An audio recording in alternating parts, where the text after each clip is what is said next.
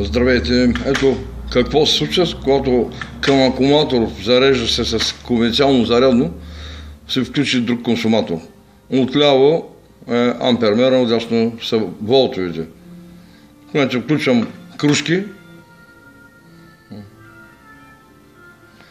и съответно тока на кружките паралелно ги включвам на акумулатора и моментално тока, който от зарядното се повишава.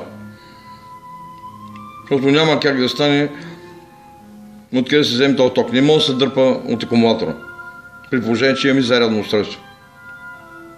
В момента, понеже акумулатор е зареден, на 180-200 мА даже и пада.